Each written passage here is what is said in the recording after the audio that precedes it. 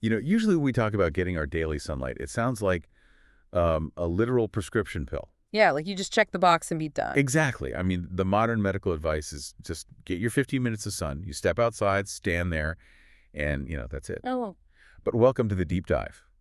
Today, we are exploring a fascinating intersection where ancient yoga traditions actually perfectly align with modern science regarding something you and I both desperately need. sunlight. Right, sunlight. To do this, we are unpacking insights from Osman, who is a master energy healer and yoga teacher.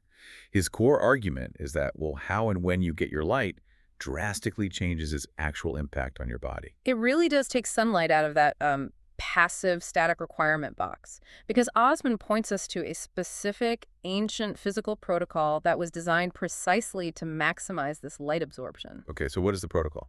It is called Surya Namaskar, or the sun salutation. And a really vital distinction here is that Namaskar isn't worship. Oh, it's not? No, not at all. It is literally a physical greeting. I mean, it's an intentional, active exposure to the sun. And the timing of that greeting is like non-negotiable in this practice, right? Yeah. You're supposed to do this early in the morning, right at sunrise, or, late in the afternoon as the sun cools down. Yeah, even on cloudy days, you want to catch the light at a very specific angle and intensity. So instead of just standing outside like a potted plant, this sounds like an active, I don't know, solar panel deployment sequence for the human body. Which makes me wonder, if we are supposed to be solar panels, is modern clothing essentially blocking our ability to charge? Well, yes, and the yoga prescription explicitly recommends wearing minimal clothing for that exact reason. To maximize skin surface area. Precisely. You combine that bare skin with the physical movements of the sun salutation. So the forward and backward flexing actually prepares the body, opening up the chest and stretching the skin to physically receive that light at different angles. Okay, so if we are out there shedding layers and contorting our bodies to face the sun, what is actually happening beneath the skin in those 20 minutes? Like, what are we absorbing? This is where the two paradigms overlap perfectly. Modern science tells us that infrared rays from the sun actually penetrate clothing and go up to 8 millimeters under your skin. Wow, 8 millimeters? That's like really deep. Yeah, and they don't just warm you up. Those infrared wavelengths are absorbed directly by your mitochondria. They act like tiny cellular light receptors. So the light is physically triggering a process inside the cell. Yes, exactly. The infrared light stimulates an enzyme in the mitochondria that ramps up the production of ATP. And ATP is the literal chemical energy your cells use to function. So sunlight is mechanically charging up your cellular batteries. Right. Okay, wait. I struggle to map a mystical, life force onto hard cellular biology like ATP production. Yoga sciences say this practice uses specific breathing and movement to absorb prana from the environment. Prana being life force, yeah. Right. So are you saying prana is literally just infrared light that ancient yogis didn't have the scientific vocabulary for?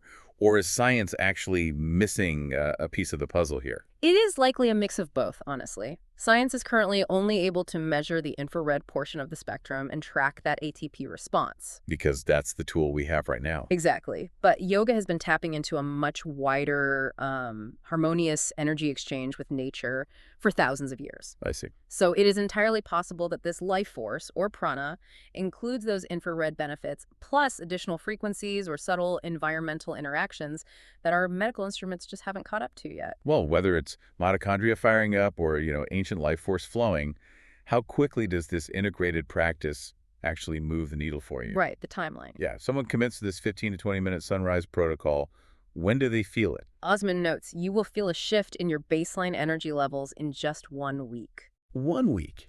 That is surprisingly fast. Yeah. I mean, it suggests we aren't just building a new habit, but flipping a biological switch that has been dormant. Well, because you are constantly regenerating cells, giving your body this concentrated daily burst of ATP production creates a metabolic momentum. Oh, that makes sense. Yeah, so by week 2 or 3, that microscopic cellular turnover starts translating to macroscopic behavioral changes. The compounded cellular energy visibly translates outward into better performance at work, sharper focus, and, even better day-to-day outcomes in your relationships. Just because your nervous system is operating from a surplus rather than a deficit. You hit the nail on the head. It completely transforms a daily health chore into a massive, rapid boost to your overall vitality. So by merging that modern 15-minute sunlight rule with the mindful ancient movement of Surya Namaskar, you don't just passively swallow that daily sunlight pill. You are actively harvesting the energy and feeding your cells